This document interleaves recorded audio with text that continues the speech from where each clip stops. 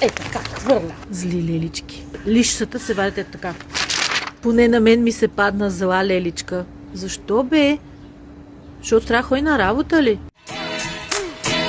Леле хора, много ме е страх от административни служителки. Годишният доклад, отчет, финансов, чакайте, че съм се объркала толкова, защото много се шашнах.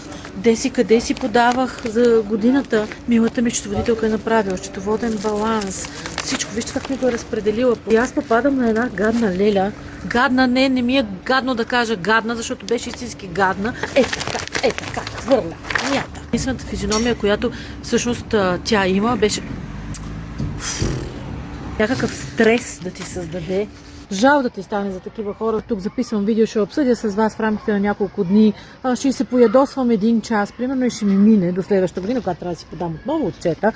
Ма тая жена как живее сама с себе си? Значи информация, гише информация в търговския регистър няма. Ти отиваш, виждаш ни огромни опашки, не знаеш къде трябва да застанеш и не си виновен, че ти не знаеш, защото ти си свършил твоята работа по фундацията. Счетоводителят ти си е свършил неговата работа по доклада и по всичките неща, които е трябвало да направи. Но леличките се държат така, сякаш ти трябва да си министър на финансите и трябва да знаеш и тяхната работа обаче, което вършат. Не съм съгласна, че трябва да се държат по този безобразен начин с хората.